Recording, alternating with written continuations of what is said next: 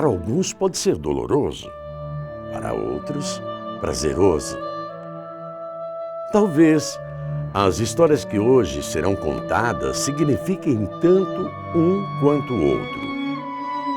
Episódios marcantes, narrados por quem viu ou ouviu falar. Se é verdade, não sei dizer, mas é de tocar a alma. São fatos e prosas que avivam nossas memórias, aquecem nossos corações. Causos que aconteceram aqui, nesta cidade. Até então, pequena e pacata. Mas que cresceu e ao longo de seu percurso teceu acontecimentos marcantes. Histórias diversas, hoje revividas como uma colcha de retalho. Feitas de lembranças que nunca vão se apagar. Registradas no âmago de quem ainda se recorda da eterna princesa tecelã, chamada Americana.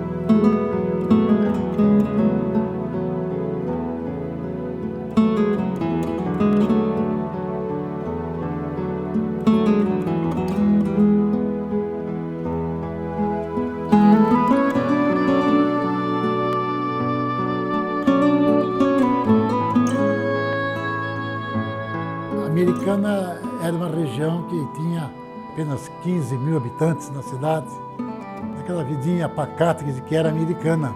Era uma época totalmente diferente, né? As coisas eram mais simples, você tinha tranquilidade, não havia essa questão como hoje de assaltos, de violência, né? É uma cidade pequena, gostosa e como é ainda, mas era uma cidade que todo mundo conhecia todo mundo, então era normal você andar na rua e você conhecer, cada 10 pessoas, você conhecer umas 2, né? Pelo menos, né? Não havia tanto trânsito de veículos, né? A gente, molecada, brincava na rua mesmo, né? Já tinha estação, só que na frente da estação eram charretes e do lado de baixo carroças. Ali tinha um bebedouro para água para os animais. Então, o finado pai comprava adubo de um parente nosso e depois vinha de trem, eu ia na estação carregar. Antigamente, o único meio de transporte realmente eficiente era o ferroviário, né? Com aquele legado dos norte-americanos, da melancia e tudo mais, o transporte era feito pelo trem, né? Uma dificuldade tremenda, era só trem, não tinha ônibus também, você não tinha...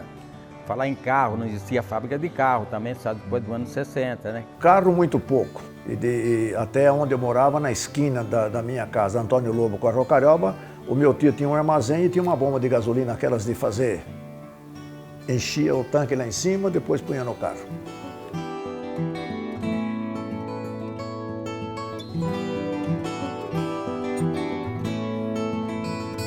A Americana, ela girava em torno, por exemplo, na minha infância, de 30 a 40 mil habitantes no máximo. Evidentemente que nós éramos, vamos dizer assim, uma grande família. Tinha uma coisa muito interessante disso tudo, que acho que acabou perdendo, que era uma coisa que a gente tinha um leque de amizades bastante diversos, né? Então, uma pessoa lá que era filho do sapateiro, do cara que fazia o serviço braçal na prefeitura ou numa empresa aí, era colega da gente, assim como o filho do maior milionário da Americana. Todos eles eram colegas nossos, né?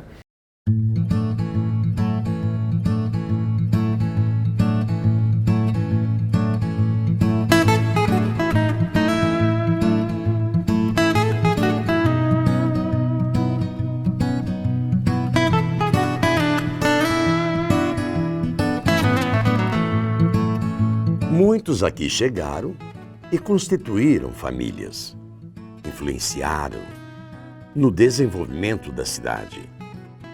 E o reflexo disso, fatos notáveis, que também fazem parte desta bela história. A Americana acabou se desenvolvendo muito em cima de uma série de coisas, né? Eu falo assim, a Americana é a somatória de várias influências importantes, desde os norte-americanos, a própria estação de trem, os italianos que vieram para cá, né? E depois, posteriormente, o grande fluxo migratório que veio do norte do Paraná, da Alta Paulista e tal, que também fizeram que a cidade crescesse muito. Uma cidade que tinha muito emprego. Meu pai tinha, assim, a maioria dos filhos dos 16 eram mulheres. E ele com a minha avó, em conversas que eu ouvia lá no sítio, eles estavam procurando uma alternativa, porque o sítio não dava mais para tanta gente e tal. E veio em Americana, e ele se deparou com tecelagens, se deparou com Carioba. Carioba era ativa naquela época, porque ainda os abdales ainda estavam movimentando lá. Como os milhos têm feito, inclusive, uma usina que tem lá, considerada uma das primeiras do Brasil, não sei se é, né? Carioba tem muito a ver com tudo de Americana, né? Porque eu falo assim, a Americana se tornou esse parque têxtil famoso aí, né?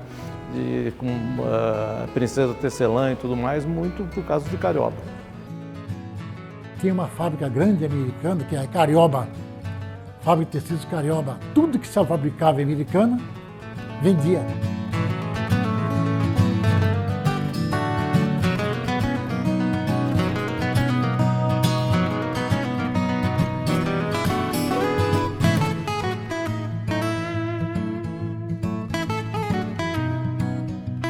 A Americana foi se transformando numa cidade já rápida, cresceu rapidamente. Hoje, 7 de janeiro, apesar dos protestos, a Prefeitura Municipal de Americana está iniciando as obras do convívio da Rua 30.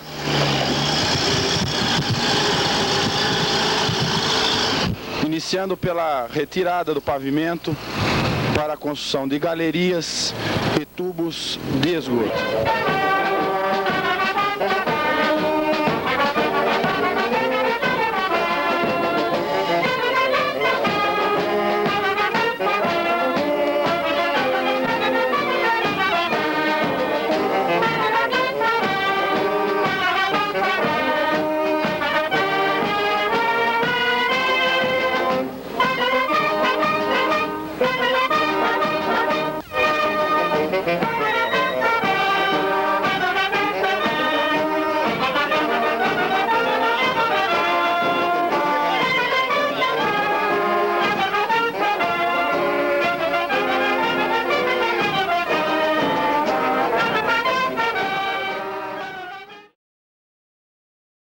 A sinfonia rumorosa dos teares ecoavam pela cidade. E junto aos transeuntes com seus balaios de almoço, o trabalho. As tecelagens eram meio artesanal. Era 3, 4 teares para cada tecelão. É o inverso de hoje, né? Hoje é moderno. Então tinha bastante fábrica e com essas fábricas tinha muita gente dentro. A indústria têxtil era o ponto de referência da cidade. Qualquer lugar tinha um salão, se instalava uma indústria. A cidade, você saísse na rua às 5 horas da manhã, você ia ver um movimento incrível de pessoas já indo trabalhar. O que você encontrava de bicicleta, gente a pé, que ia trabalhar na tecelagem, era envolvente, sabe? Você ficava, né, tanta gente vivendo, né, do tecido. Foi nessa época que se transformou em Princesa Tecelã. Todo mundo na rua, das 4h30, 5 horas, todo mundo entrava na tecelagem às 5 horas da manhã. Às 5 da manhã estaria já empurrando lá chamava de breque. 5 da manhã, você levantava 4 e pouco para poder ir caminhando, sua marmitinha. Aliás, naquela época americana era interessante. Todo mundo andava na rua. Por quê? Porque era muita gente indo para as indústrias têxteis da cidade. E a Americana até acabou sendo conhecida como a cidade onde o povo não sabe andar na calçada. Todo mundo falava isso. Por quê? Porque todo mundo andava na rua porque era muita gente. E Americana é um município muito pequeno. Além de ele ser pequeno, ele era rico. Ele já desenvolvia a terceirização, que eram os facionistas. A oportunidade se abria nos quintais. Os espaços ficavam escassos. Mas nada se perdia. Tudo se construía, tudo diante dos olhos da nação. O tecelão ele ia guardando dinheirinho, conseguia comprar um tiar lá que o patrão ia, vamos dizer, pôr para vender, colocava o tiar, punha no fundo da casa e aí a esposa ia virar o tiar. Tinha muito, a gente tinha 4 tiar no fundo da casa dele. Hoje não, nem se pode fazer isso, mas tinha. Você trabalhava de contramestre, você falava, mas eu vou ficar aqui até quando? Eu vou ver se eu montava um barraquinho ali, botava 3, 4 tiar lá e pegava você e a mulher e os seus filhos, e tinha o trabalho. Daí, a pouco de tempo, você via, tá aumentando lá a fábrica, tá pegando o tecelão. Aí iam lá, já pegava, já era assim o negócio. O tear ficava virando enquanto a pessoa ia almoçar dentro de casa e voltava lá para virar. Gerava muito emprego, né? A par das grandes indústrias, né, que existiam. Né? Então eles pegavam em São Paulo, eles pegavam o fio lá, vinha para cá, fabricava o tecido e devolvia o tecido pronto para São Paulo. Então ele ganhava a mão de obra, era o fashionista, ele que fazia isso. O que acontecia? o tecelão via uma oportunidade, né? E tinha condição, isso que eu acho legal. Então as pessoas foram montando fábricas, fábrica mais fábrica. Fundo de quintal, do lado do quintal vazio, no terreno vazio, montavam uma fábrica, porque vendia, o que fabricava vendia. Inclusive puseram tecelagem perto da minha casa e era um barulho insuportável, porque a gente estava acostumado a viver num lugar mais ou menos tranquilo. De repente os caras puseram fábrica de tecido ali do lado e era aquele tropé que a gente não aguentava, sabe? Mas depois foi acostumando que chegou uma época que a gente escutava o barulho das tecelagens, era a mesma coisa de escutar uma chuva. Mais uma importante indústria da cidade. A tecelagem Impertamar Limitada, que fabrica tecidos de rayon. Por que a Americana foi Princesa Tecelã? Hoje tem muita gente que não tem a menor ideia disso, né? Fomos aí 600, 700, 800 empresas têxteis. Hoje não tem menos de 100, mas houve um legado disso tudo. A Americana é uma cidade pujante, rica, com muito consumo, por causa dessa indústria têxtil forte que teve lá atrás.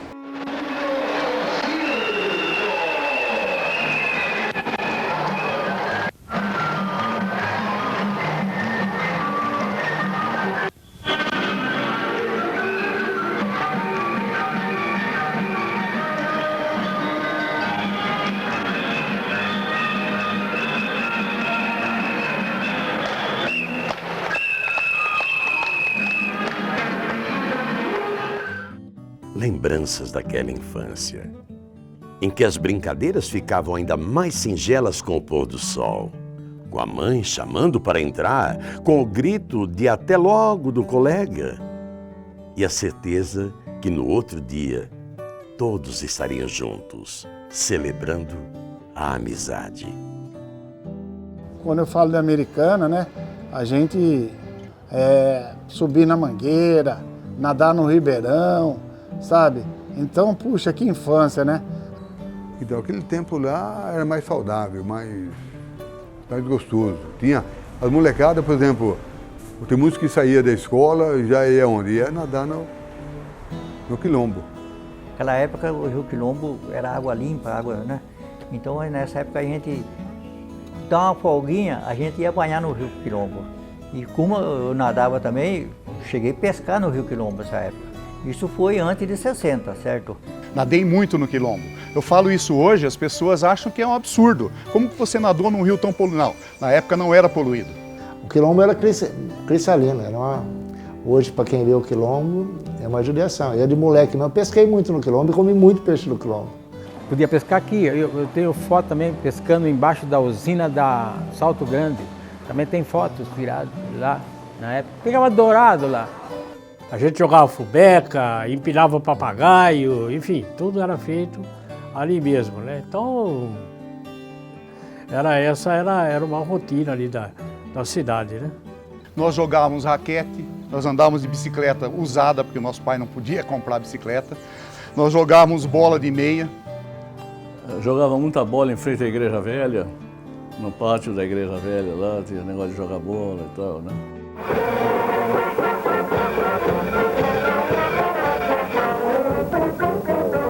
Os coretos. Quantas vezes sabíamos de pessoa que ia tocar violão naqueles coretinhos que existiam, né? O cinema, né, que naquela época tinha, a Americana tinha acho que 3 cinemas, né, que a gente ia no cinema. Quando tinha sempre estava indo, uma vez pelo menos, 1 a 2 vezes por mês, né? A gente ia ao cinema sem saber que filme que estava passando. O programa era ir ao cinema. A gente chegava lá, na hora que começava o filme, que você sabia que filme que ia passar, você nem se preocupava. Era só um ponto de encontro, né?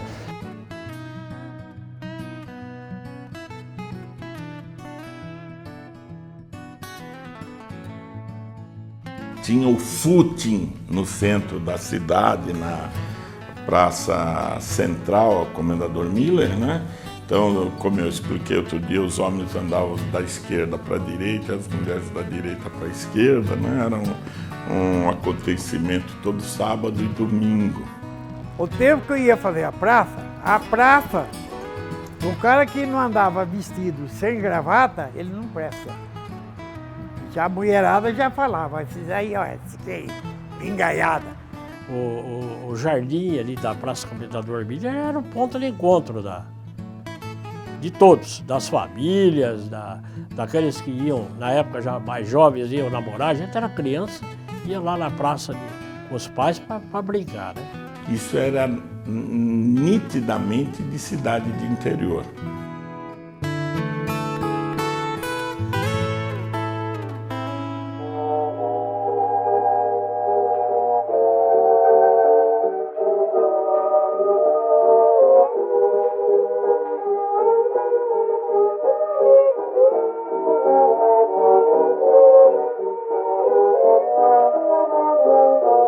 A formosa valsa, composta em razão de um dramático acidente. Foi bem ali, naquela lagoa, ponto de encontro da época. E ali era cheio de árvores, foi nomeado Parque Ideal. Tinha um lago muito bonito, que o pessoal também vinha fazer piquenique, e vinha dançar o chachado. O Parque Ideal foi a coisa mais linda que eu vi. Você precisava ver onde foi o tanque do piquenique trágico, onde ela se afogou, né? Por muitos anos, versões sobre o ocorrido correram a cidade. Veio passear, como muita gente vinha passear, fazer piquenique de domingo aí, veio a neta do Antônio Lobo. E veio festejar aqui no Parque Ideal. Agora eu vou mencionar, até foi meu dentista, Lapierre, Dr. Lapierre, a dona Augustinha Santiago, a mãe dela e o noivo. Vieram em 5.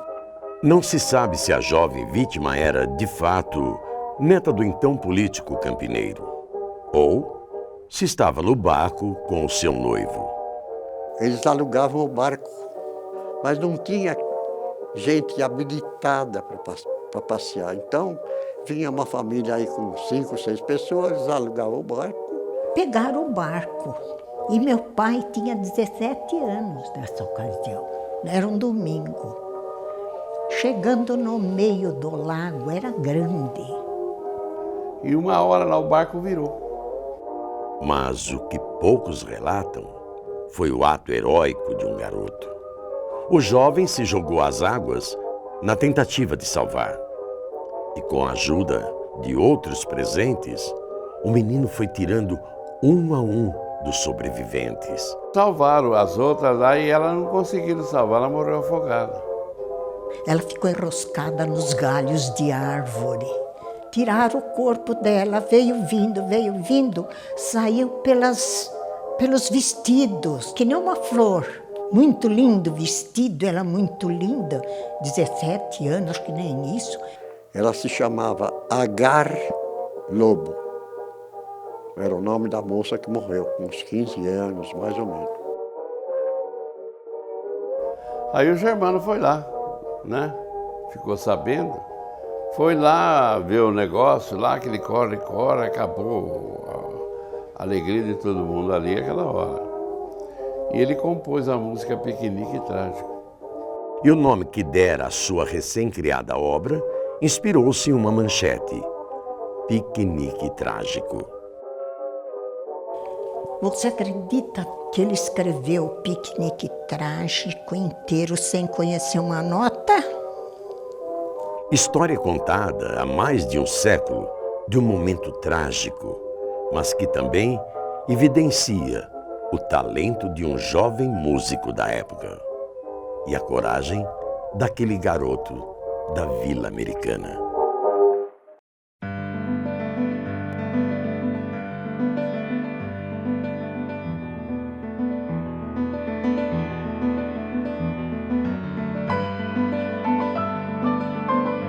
Nobre e sagrado. É este monumento que simboliza a cidade. Construído com devoção e muito esforço. Como não se lembrar desta majestosa basílica dedicada a Santo Antônio, cercada de histórias, de fatos e prosas. E a igreja matriz de Santo Antônio Nova, o padre Epifânio desenhou no papel lá o que ele achava que deveria fazer, não é? Só que, quanto vai custar isso aqui, né? Aí o padre Epifânio faleceu. Veio o cônego Nazareno Maggi. Então apresentaram aquele riscado lá para ele. Ele mandou fazer a planta, né? Vamos fazer. Aí o que ele fez? Ele pegou essas famílias mais abonadas, né? E falou, vocês vão me ajudar a fazer. Então formou-se uma comissão com um livro de ouro e todo mês o padre, eles corriam de fábrica em fábrica apanhando uma mensalidade que todos prometiam e pagavam mesmo. Muito foi feito para angariar recursos. Quem não se lembra dos famosos leilões? Aí eles faziam as festas, o leilão dos cornetas, que era do Nicolino, né? Ah, o leilão dos cornetas era outro ponto de referência, né? Nas festas da igreja de Santo Antônio. E o leilão era disputadíssimo. O que rendia, ela rendia tanto. Esse dinheiro já entregava para o pároco da cidade, que era o Monsenhor Maggi. O Monsenhor fazia questão de estimular o leilão, porque ali vinham os recursos para a igreja, né? E em seu interior, a mais bela arte foi retratada em cada canto. Quando ela estava rebocada, semi-pronta, o cônego trouxe 2 pintores da Itália, os irmãos Gentili. Então o Monsenhor lia uma passagem bíblica para o seu Pedro Gentili.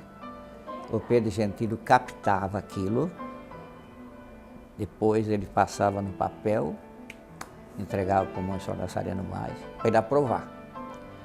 Aprovava, aí ia para a parede. Você olha assim naquelas imagens, parece que ela vem, né, seu encontro. Tão perfeito que é. Ali tem arte mesmo. A gente, né, os irmãos Gentili fizeram uma obra de arte dentro da igreja de Santo Antônio. E os dois, coitados, morreram de tanto respirar tinta e tomar uma cachaçinha para ver se combatia. A igreja matriz, faltava ainda o piso, não tinha banco nenhum, era tudo vazio, né? E então tivemos que trabalhar para colocar o piso e os bancos, né? E vitrais, luzes também, precisamos melhorar. E em frente à matriz, né? Já tinha a escadaria. E como tudo girava em torno das tecelagens, nos salões da matriz, uma iniciativa pioneira dera início. Tratava-se de uma feira completa, com produções expostas para todos. Os primeiros anos da FIDAM foram na parte do porão da igreja ali, né?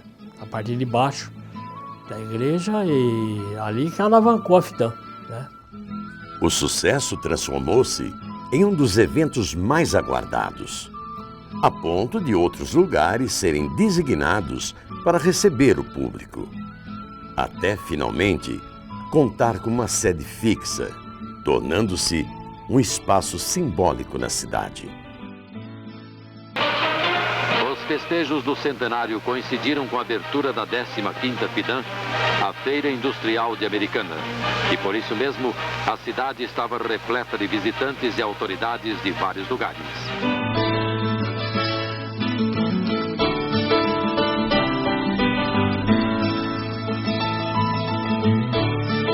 Você chegava lá, você falava, eu quero, sei lá, será que eu acho o tecido aí para mim, assim? Ah, você achava, viu? E as indústrias realmente elas cooperavam, elas iam lá, faziam exposição e vendiam. Tinha empresa que vendia a produção do ano inteiro no FIDAM, você quer saber. E olha, e vinha gente de fora, do Brasil inteiro vinha aqui americano. Vinha do Brasil inteiro. Espaço que depois serviu de palco para demais eventos.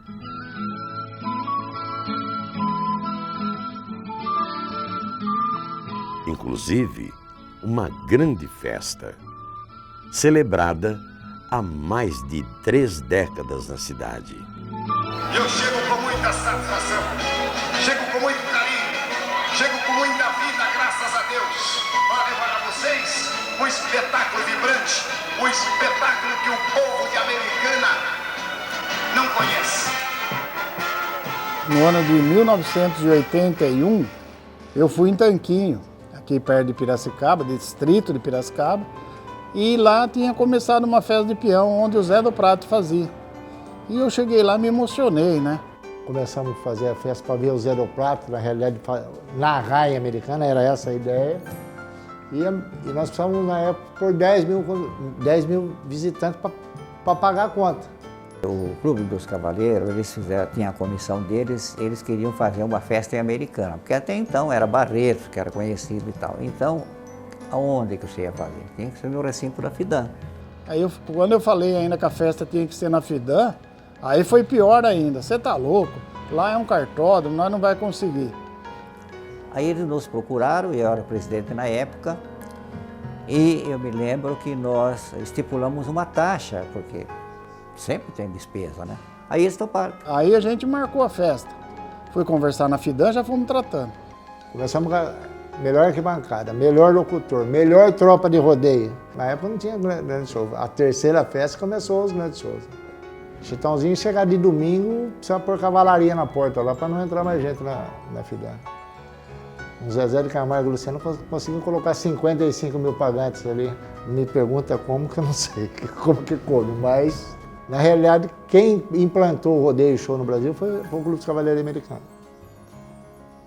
De 93 a 97 a festa foi explodindo, né? E a gente foi obrigado a tirar ela de lá.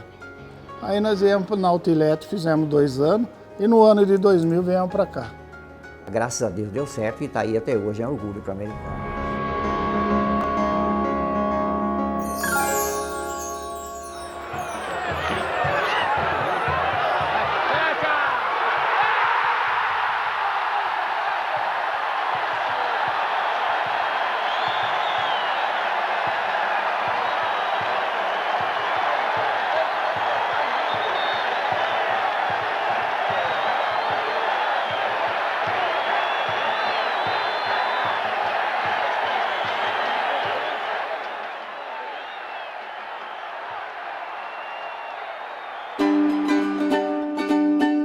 como não se lembrar de um time que fez parte de nossas épocas?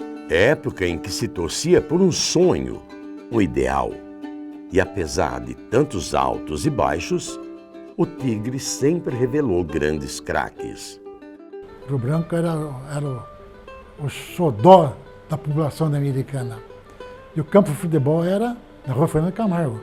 Que tinha um futebol que ninguém batia, que tinha 2 jogadores de fora. O resto era tudo aqui. O Rio Branco ficou participando do campeonato do estado. Era um campeonato duro e o Rio Branco disputava, tinha muito bom. Mas com o tempo acabaram com o futebol. Ele encerrou suas atividades de futebol em final dos anos 50 e foi retomar lá nos anos 70 no futebol profissional, né? Teve sucesso e justamente nós montamos uma equipe para construir o estádio do Rio Branco. Já visto que o Décio Vitor assumiu lá, ele foi um batalhador, até deu um nome para ele do estádio que ele mereceu, homem honesto, trabalhador. E meu pai, para ele foi assim surpresa, né? Foi surpresa. O dia que ele chegou, a gente já morava nessa casa e ele falou: vocês não sabem o que aconteceu. Ele falou: o nome do estádio vai ter o meu nome. E muito emocionado, chorando mesmo, né? E nós entregamos essas dependências a quem é nosso, ao nosso povo, à nossa gente. Esta é a bandeira do Rio Branco Esporte Clube, tremulando pela primeira vez no estádio do Tigre, o já conhecido Rio Brancão.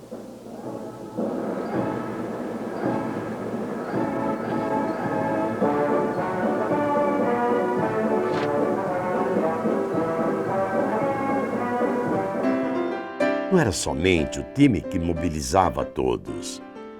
Quem não se lembra dos maravilhosos bailes que aconteciam ali, na sede social do clube? Os bailes, da época chamava Soirée Dansante, às quintas-feiras, todas as quintas-feiras e aos sábados, né? Tudo quanto é festa americana, os bailes eram no Rio Branco. Naquela época existiam orquestras famosas. Tinha a famosa, eu me lembro que era quando falava que vinha a Orquestra Tabajara, era sinal que o baile era bom, né? Então tinha os bailes de debutantes, os bailes de aniversário do clube e tal.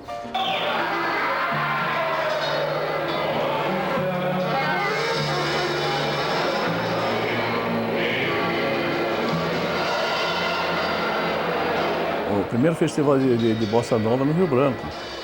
Então, com artistas daqui, foi um show inteiro.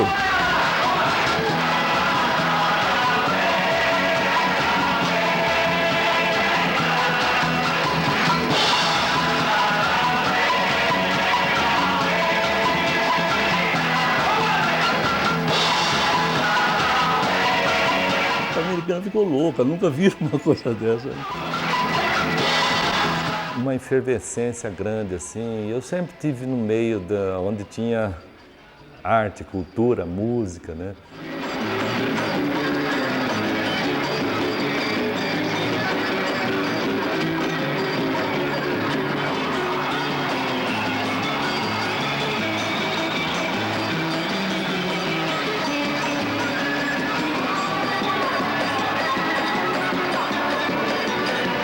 No começo eram bandas, depois começou com o som do Eric, né? Puxa vida, que marcou presença o Eric. Né?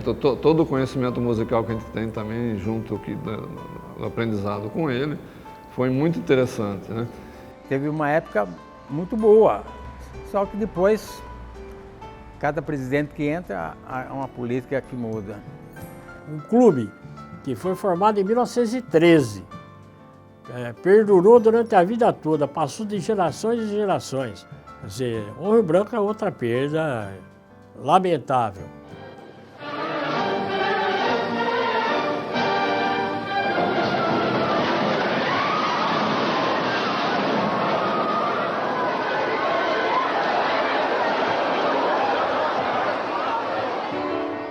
Esta cena nos remete a um sentimento. Um sentimento que, minutos antes, era um misto de expectativa e alegria. E que, por um instante, tudo desabara diante de nós. Lamentavelmente, o teatro ele ficou conhecido mundialmente logo na estreia, né? Mas por um motivo ruim, que realmente foi aquele momento muito triste. Eu estava lá na plateia, presente, Sinfônica do município de São Paulo, com um repertório de Vila Lobos, para inaugurar o nosso teatro, né? Que desabou, né? Por um erro na engenharia que fez a estrutura lá nas soldas dos ferros lá da estrutura do palco. Aquilo foi muito triste e, assim, foi tanta luta. Eu acompanhei essa luta para se conseguir esse teatro, porque foi tudo feito do bom e do melhor. Mas o desejo era mais forte e na semana seguinte, o teatro estava a todo vapor, nos presenteando com diversas produções artísticas. Depois, eu acho que o teatro compensou isso com muitas coisas boas, muita alegria, muita arte, muita cultura, né? Então, provando que era uma obra importante e indispensável, né? Hoje a prova está aí, que todo mundo quer o teatro e, se possível, mais, né? Aqui é a colônia de férias do pessoal de 12 anos que estamos visitando o Liberal, o jornal de nossa cidade também.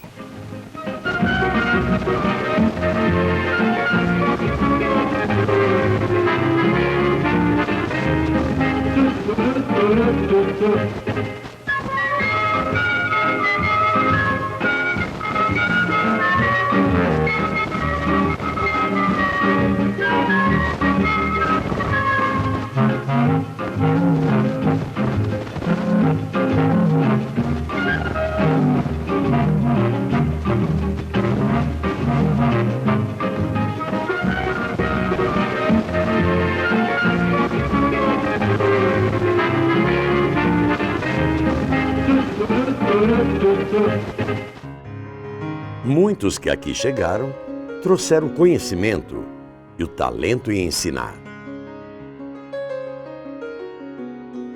Quando nós chegamos aqui em Americana, ele já tinha escolhido o bairro Carioba, que nós éramos de Duartina, perto de Bauru, e aqui nós fomos Piracicabana, os dois.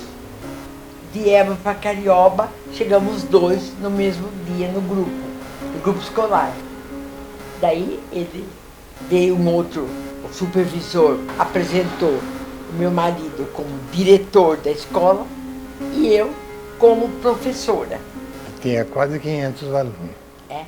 Todos filhos dos empregados da fábrica. O colégio e a escola normal garantem a educação da juventude de Americana. No grupo escolar Dr. João de Castro Gonçalves, cujo diretor é o professor Alceu Kerner Gonçalves, efetua-se a distribuição da nutritiva sopa. Nossa época de escola, saudades de um tempo em que sabíamos aproveitar cada instante e que hoje faz muita falta. Uma coisa que eu falo, que mais eu vou sentir falta de Americana, era da escola pública. Uma escola pública onde havia uma integração muito grande entre os segmentos sociais e que a gente aprendia muito com isso. Nós que somos um pouco mais vividos, para não dizer antigos, tivemos o prazer e o privilégio de poder estudar em escolas públicas. E eu vivia uma juventude, uma infância, adolescente, juventude mais ou menos normal, como a de todo mundo da minha idade. A gente estudou em escola pública, as escolas públicas eram valorizadas, a gente valorizava os professores, respeitava os professores, o ensino era de qualidade. Olha, naquele tempo as escolas públicas que eram boas. O aluno, quando ia bem, ia para uma escola particular. E a gente exigia dos alunos, nunca um aluno fez malcriação, a classe era cheia e não tinha problema. Bom, a Americana teve a felicidade, eu acho. Eu acho que eu sou produto dessa felicidade porque eu comecei eu fazia o chamado prézinho com a dona Delmira de Oliveira Lopes e eu comecei com 5 anos, eu já estava praticamente alfabetizada. Na infância eu estudei, tinha uma classe, era uma casa só ali na rua, o que é ali? Washington Luiz, quem sabe? Que quem dava aula, inclusive, é a dona Joyce. Acho que foi minha primeira professora, a mulher do Gessi Bianco, esposa do Gessi Bianco. E essa foi minha primeira professora. Depois foi passando por outras, as coisas todas, foi crescendo. Aí fui para o 2º ano de ginásio.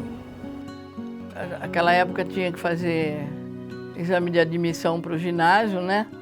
Fazia o exame, se você fosse aprovado, você entraria na primeira série do ginásio. Sim. Não entrava direto, essa coisa de ter primeiro ao 8º e agora ao 9º ano, né? E depois você entra no 1º.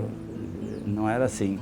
Todas as classes estudavam nas escolas públicas. Eram raras as pessoas que estudavam em escola particular. Nem tinha. Não sei se pode dizer particular, mas o que tinha era Divino Salvador, onde era só as meninas de uma classe mais abastada e abriam exceções para algumas bolsas de estudo.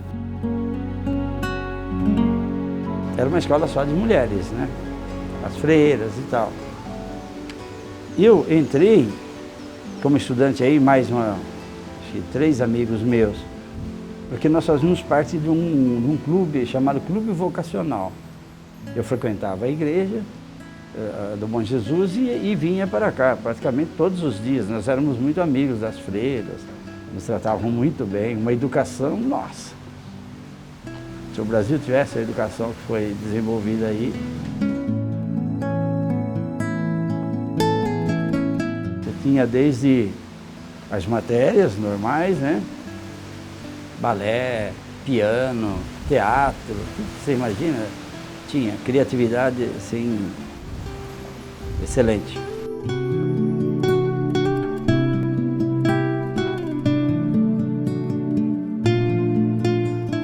Me lembro, mas eu era muito novinho. Aliás, estudei inclusive no Educandário Divino Salvador, primeiro aqui, hoje é a Câmara Municipal. Posteriormente eu fui para o Heitor Penteado, estudei lá um período primário e depois eu estive fiquei cursando o ginásio no Presidente Kennedy.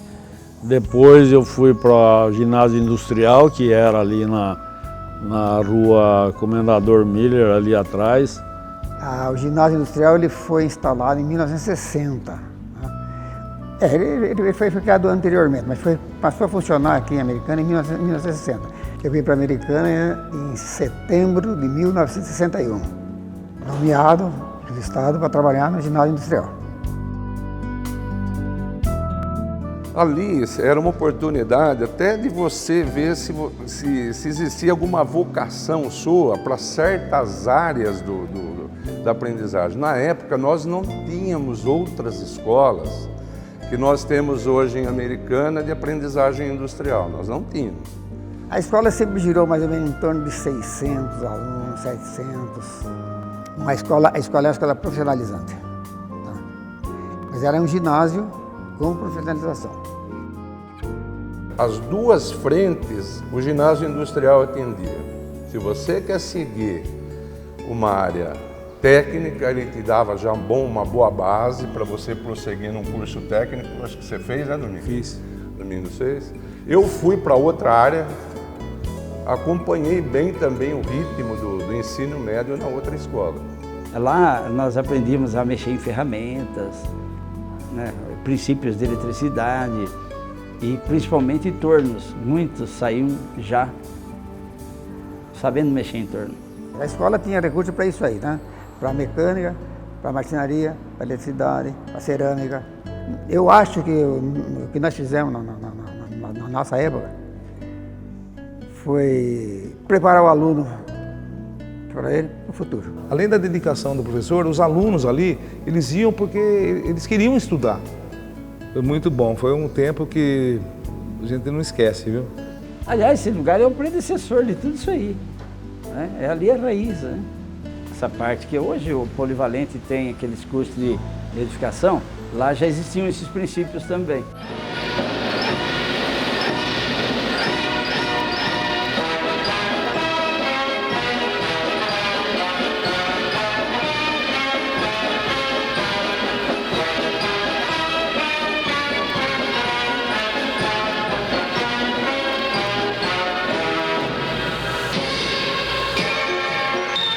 Estamos levando e registrando imagens da inauguração do Colégio Polivalente de Americana.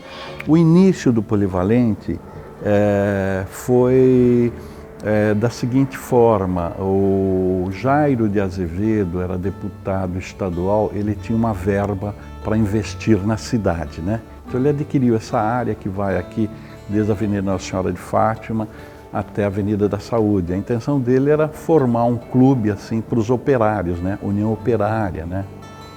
Aí, veja bem, a escola precisava desse espaço, né? Inclusive o então prefeito Abdo Najar lutou muito, o Saião, que projetou o prédio também, foram até Brasília, o Najar até teve que mudar de partido na hora, onde que eu assino tal, para conseguir esse espaço aqui, né? Eu me lembro quando meu pai esteve lá com o ministro da Educação, que era o Jarbas Passarinho na época, e foram pleitear uma escola polivalente aqui em Americana, do qual ele se orgulhava muito. E chegando na fase final, o ministro disse o seguinte para ele: olha aqui, prefeito, nós vamos instalar mais uma escola técnica federal, ou em São Paulo, uma em São Paulo e outra na Bahia. Ele era de um partido de oposição ao governo. Na época da ditadura, como as pessoas podem lembrar, nós tínhamos 2 partidos. E aí ele disse a ele assim: olha, se o senhor vier para o nosso partido, a Escola Técnica Federal de São Paulo vai para a sua cidade. E ele, naquele jeitão, que era um homem simples, né, ele disse: onde que eu tenho que assinar? E aí foi que ele conquistou a trazer o Polivalente para a Americana, que ele achava muito importante e acha importante uma escola do nível do Polivalente Americana.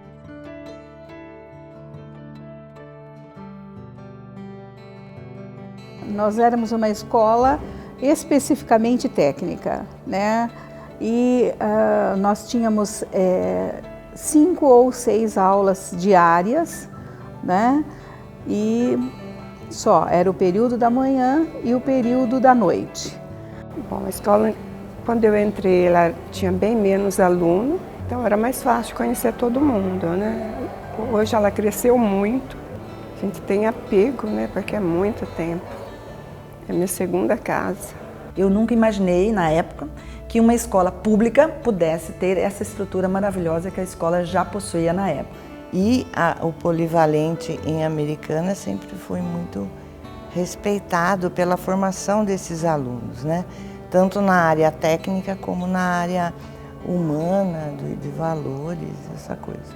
Eu acho que o Polivalente, ao longo dos seus mais de 40 anos, sempre colocou no mercado de trabalho, né, profissionais capacitados. Essa instituição, com toda a sua grandeza, com toda a metodologia utilizada aqui, com toda essa liberdade, também nos incentivou a sermos mais criativos, em nos desenvolvermos mais também, em interagirmos mais com as pessoas e com os alunos. Isso é um enorme crescimento. Isso é muito gratificante. O Colégio Polivalente, indubitavelmente, ele é um marco dentro da cidade americana. E ele hoje ainda, conforme com todo o crescimento universitário e também técnico, ainda ele é a vanguarda, ele é contemporâneo em todos os seus contextos. Jardim da Praça Comendador Miller. A Americana contribui para os cofres públicos federais com a expressiva cifra de 72 milhões de cruzeiros e para o estadual com 42 milhões de cruzeiros. A renda municipal eleva-se a 16 milhões de cruzeiros. O Grupo Escolar Heitor Penteado é mais uma ótima unidade educativa. Na minha época de criança não tinha ginásio estadual, não existia. Só tinha escola paga, que era a Escola Técnica do Comércio Dom Pedro II. Que tempo era uma escola técnica de comércio em contabilidade. E tinha um grupo escolar, que era Grupo Escolar Dr. Heitor Penteado, que é onde hoje é a biblioteca da Praça Comendador Miller. Como não tinha ginásio, escola perto de casa, a gente naquela época era o Heitor Penteado. Então eu entrei em 52 no Heitor Penteado, estudei até 55. Na época nós tínhamos um grupo muito unido, no sentido de podermos aproveitar melhor as oportunidades que nos davam. O clima era excelente, né? A criançada toda ali lembro de todos os professores. Como cidadão americanense, olhar a cidade hoje, onde todo mundo estudava na mesma escola, que era uma escola pública, que era o Heitor Penteado, que dessa escola pública se foi para um ginásio público, que passou a ser Instituto de Educação Presidente Kennedy, que também era uma escola pública com um ensino de qualidade.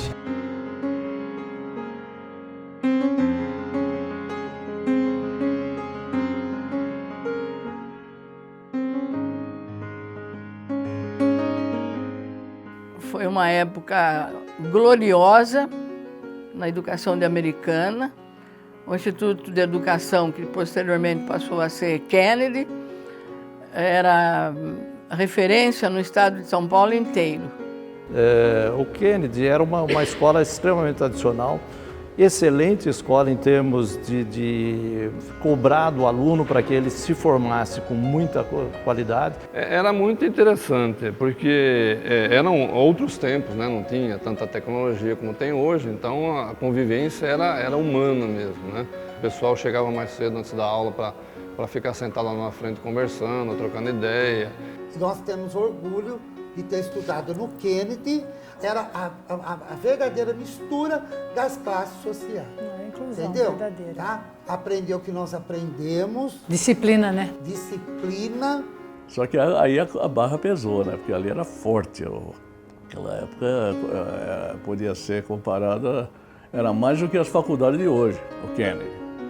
Era muito a escola da Paioli, da dona Aparecida Paioli, era uma coisa fantástica. A Paioli era aquela professora, quando ela aparecia, você a via no corredor, você tremia. Isso não é uma coisa que eu falo, com todos os colegas que a gente encontra aí, todos eles falam exatamente a mesma coisa. Então a gente tinha medo, sim, tinha medo dela. Mas eu acho que ela era uma pessoa boa, não era ruim não. Mas ela queria uma escola super limpa, disciplinada, uniforme completo. Ela recepcionava os alunos na porta. Se você não tivesse adequadamente uniformizado, você não entrava. E ia embora para casa. Ia embora para casa.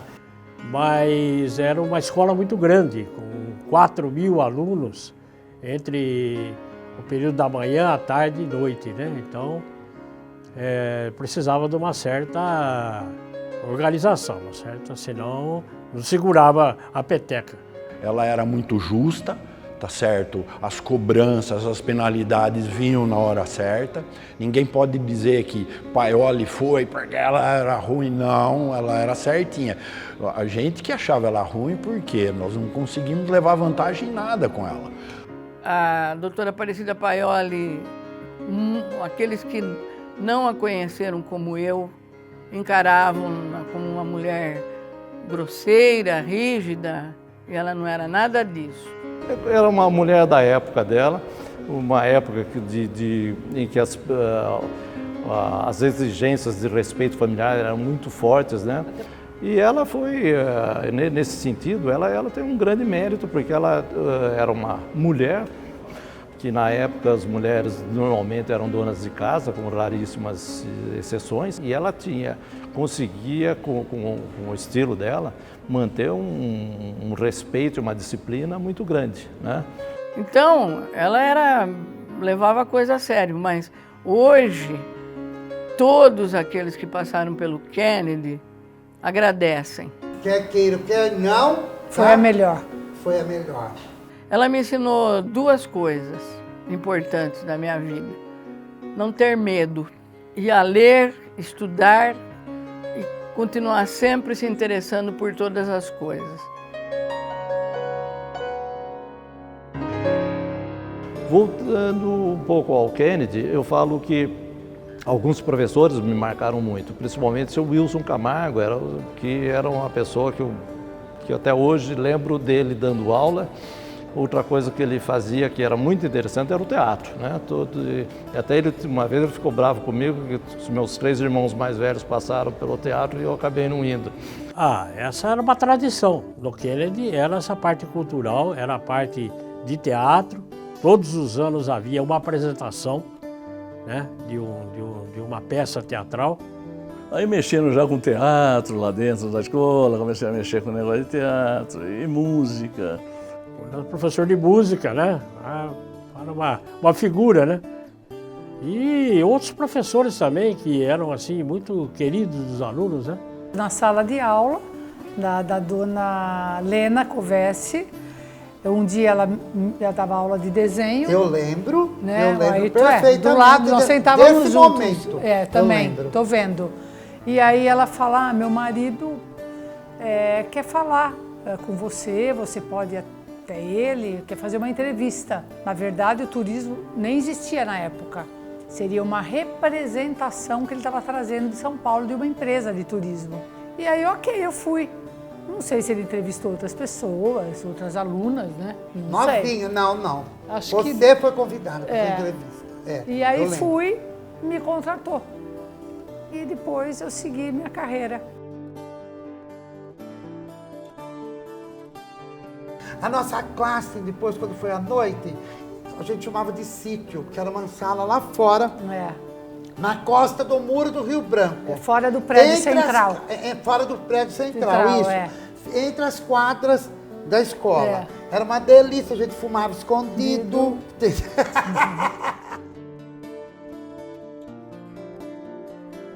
Tinha os jogos intercolegiais, em que a escola aqui recebia equipes, né, formadas de outras escolas em todo o estado de São Paulo. Todo ano tinha aquele torneio entre as escolas, tal. Era muito bacana. Modéstia à parte, eu tenho umas medalhinhas lá em casa. Ganhou. Você também tem uma lá comigo. E vinham para cá para disputar campeonatos aí de vôlei, basquete, futebol de salão, atletismo e tal. E era interessante que nós, alunos, recebíamos na nossa casa, por 4, 5 dias lá, os estudantes de outras escolas. Então era uma experiência muito rica, né? O Kennedy depois tornou-se reitor Penteado por causa da rede física. É bom citar isso porque mudou de Kennedy para Heitor Penteado. Na rede física, transportaram todos os alunos ali do Heitor Penteado antigo, ali no Jardim, para o presidente Kennedy. E prevaleceu o nome mais velho. Foi isso que ocorreu, então deixou de ser Kennedy para ser Heitor Penteado.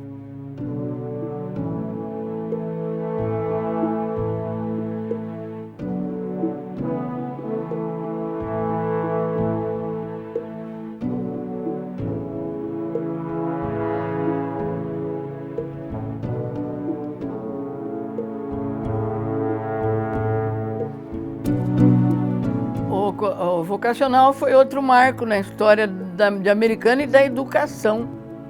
Foi uma escola completamente diferenciada. Uma escola que, inclusive, eu sonhei. Até o momento, nós conhecíamos apenas as chamadas escolas tradicionais. O que são as escolas tradicionais? São aquelas escolas onde as carteiras são enfileiradas, os alunos ficam um atrás dos outros, onde o professor fala, o aluno não fala nada, ele só ouve. E tem a prova escrita que você, vamos dizer assim, o que ele passou, você respondeu exatamente o que ele disse, é aquilo que vale. Em contraposição a isso, surgiu um novo modelo de educação, que na pedagogia nós chamamos isso de movimento escola novista. Essa escola veio como um modelo para a Americana, aqui onde fica o João 23 hoje, na rua Duque de Caxias. E Em 62 começou a funcionar, no dia 7 de março. Uma escola pública, não era uma escola privada, paga, uma escola pública, de manhã à tarde. O ginásio vocacional foi uma experiência extremamente interessante, muitíssimo à frente do seu tempo. Aprendi a gostar de uma série de coisas em termos de matéria escolar e tudo mais, muito pelo vocacional.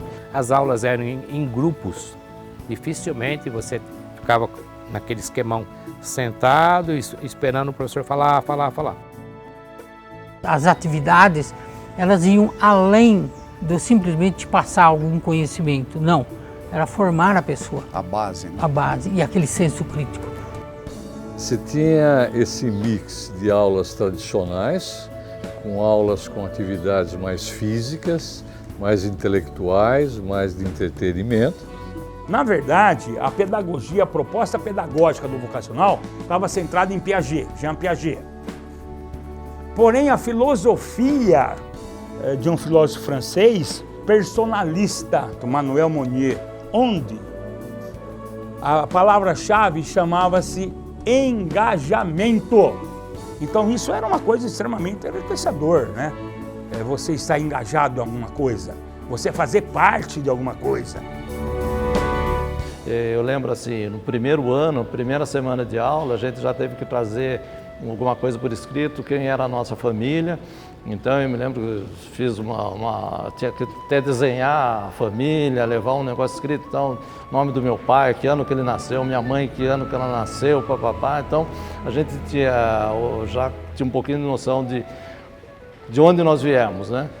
Estudávamos o bairro onde morávamos, passamos depois para a cidade, depois fomos para a região. No segundo ano, nós estudamos a história do estado de São Paulo. No terceiro ano, nós estudamos a história do Brasil. E no quarto ano, nós estudamos o mundo.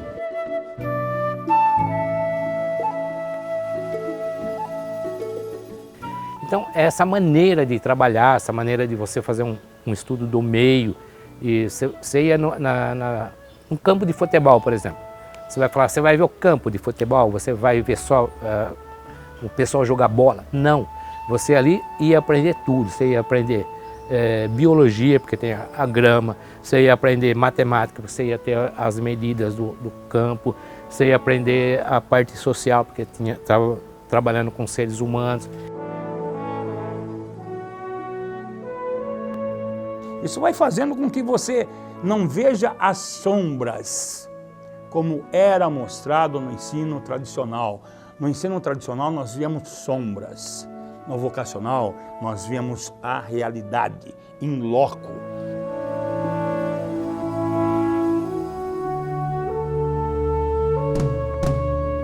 Os professores eram treinados todo ano.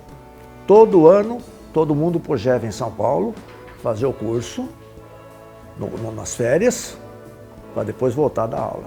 Fora o que a integração do aluno com a sociedade e entre os alunos do vocacional era uma coisa que não existe, nunca mais eu vi.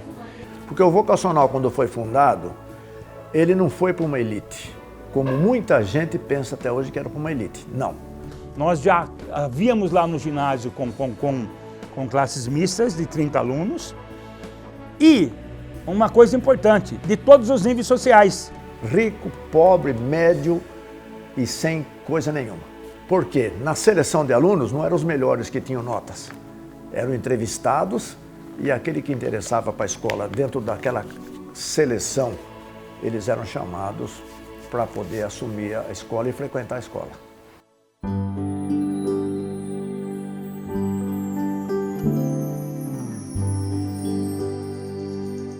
Como era uma escola que nós passávamos em período integral, a gente almoçava na própria escola. A gente sentava sempre com pessoas diferentes do lado da isso gente. Era obrigatório. Não era sempre, aquela é minha amiga, vou sentar do lado dela. Para quê? Não. Tivesse a socialização. A socialização.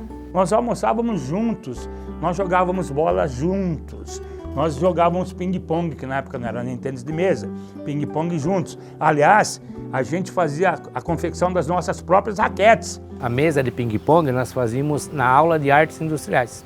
A raquete também. Então a gente podia usar serra tico-tico, todo aquele equipamento. Então era um prazer muito grande você estar jogando ping-pong com uma raquete que você fez. Você não comprou, você fez, você produziu a sua raquete.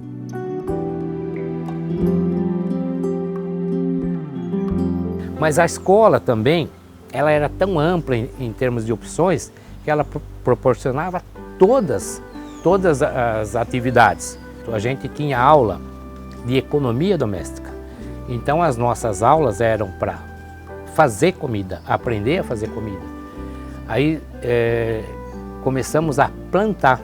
Então nós tínhamos uma disciplina chamada práticas agrícolas. Então nós plantávamos as sementinhas, fazia canteiro, adubagem, tudo isso daí a gente aprendia e comia a comida que nós plantamos. Tinha os estudos do meio, tinha as aulas práticas de artes industriais, práticas comerciais. Práticas comerciais visava a preparar ou dar uma visão para o aluno do que significava, do que era o comércio e a indústria, para ele poder ter uma noção e se ele tinha alguma vocação para aquilo depois. Lá dentro nós acabamos criando um banco pedagógico. Onde eles aprenderam também sobre cheque, sobre empréstimo de dinheiro, etc. E que tudo era feito dentro da escola. E sempre no intervalo maior das aulas. Aí você tinha artes industriais, onde artes industriais... Uma oficina. É a oficina, e eu, por exemplo, cheguei a trabalhar com torno para madeira e torno para metal.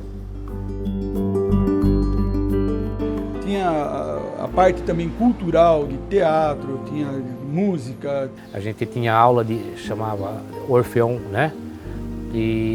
Mas eu lembro de ter pegado gosto por músicas clássicas, de tanto que a dona Hélia falava flauta doce, a gente tocava flauta, fazia apresentações com a flauta, mas era uma aula completa e a gente aprendia música por pauta mesmo, né? Assim, de ouvido. Ler a pauta.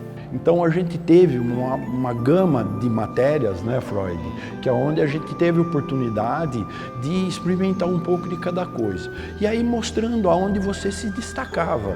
Nós acabamos sendo uma família. Eu convivi com meus amigos durante 4 anos, das 8 às 5 horas da tarde, das 8 da manhã às 5 da tarde.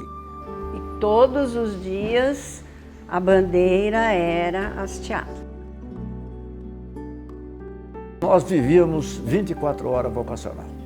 Eu tenho amigos que começaram quando o vocacional foi uma experiência em Socorro. Os 3 primeiros vocacionais foram inaugurados em 1962. Aonde? São Paulo, no Brooklyn, porque São Paulo, capital do estado. Americana, porque Americana? Grande centro têxtil na época. E por que Batatais? Agrícola. Em anos subsequentes, Rio Claro. Por que Rio Claro? As estradas de ferro. São Caetano do Sul. Por que São Caetano do Sul? O grande ABC, a grande industrialização, indústria pesada. E Barretos. Por que Barretos? Agropecuária. Então, é interessante como nós estávamos adiantados no tempo. Todo ano, o vocacional fazia avaliação dos professores para ver se eles iam continuar no ano seguinte lecionando. Aqueles que se adaptavam ao tipo de ensino ficavam, os que não se adaptavam eram dispensados. Só que o que aconteceu? Esses professores denunciaram dizendo que a escola, porque eles tiveram um entreveiro com a diretora, Dona Áurea Sibrist. Era uma orientadora de nível super elevado, com outras intenções e não aquelas de fazer nada de coisa contra a revolução, nunca tivemos. E justamente ocorreu que o boato que iam ser dispensados esses professores que se revoltaram e denunciaram no GECAM a escola. E o GECAM, na verdade, era aliado da escola. O GECAM emprestava barracas para fazer o acampamento. Todo ano nós íamos buscar no GECAM as barracas, eles montavam as barracas para nós, os soldados. E o que era acampamento? Os alunos saíram da escola e iam acampar num sítio. Vocacional foi tido como uma escola subversiva, que nós fazíamos, por exemplo, o estudo do meio e tínhamos barraca, onde a gente ficava em barracas acampados. Eles achavam que aquilo lá era um treinamento de guerrilheiros. Guerrilheiros com 12 anos, 13 anos de idade.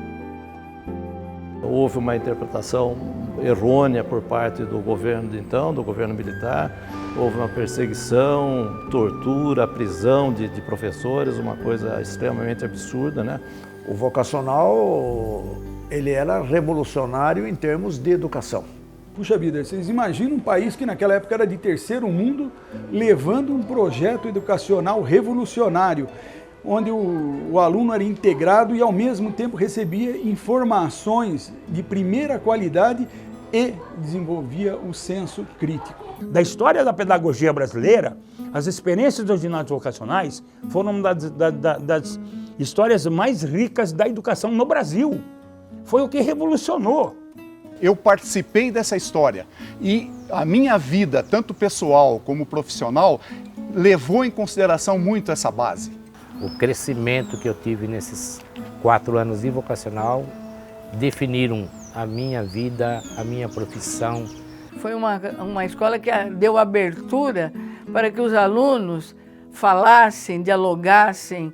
A gente teve oportunidade de saber quem foram os fundadores de Americana, o porquê Americana, como que a Americana começou, qual era a economia da época da fundação, quem foram os primeiros prefeitos, quem que trouxe carioba para a Americana, a história do tecido, a história da tecelagem.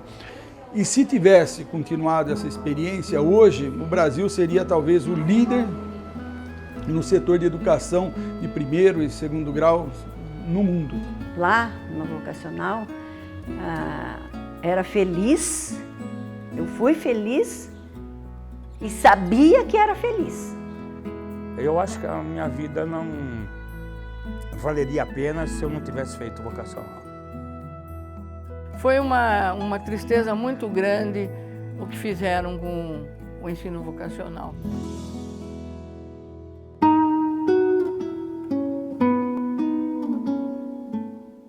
Companheira constante, a memória é como um filme de cada instante, de tudo outrora vivenciado. Momento que de tão breve torna-se um virar de página. Porque a história não se pretende sozinha, ela é a própria curiosidade.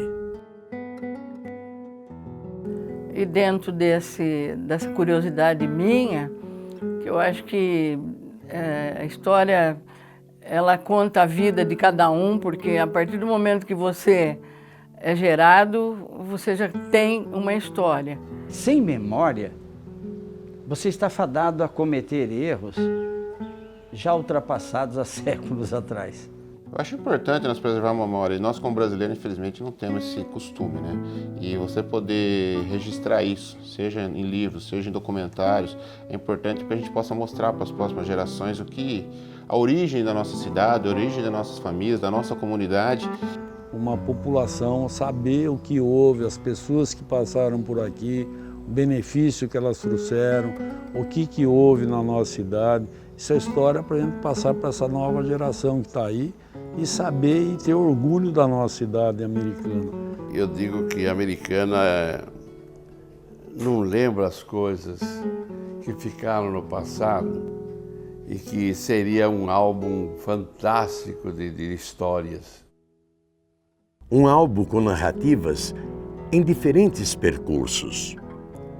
Atrás delas estamos nós, de carona com a vida, colhendo cada instante que, de tão precioso, virou parte de nós. Uma parte possível de ser dividida, que pode ser lembrada, anotada, relatada, transmitida cada qual da sua maneira. Afinal, são apenas histórias, contadas em fatos e prosa.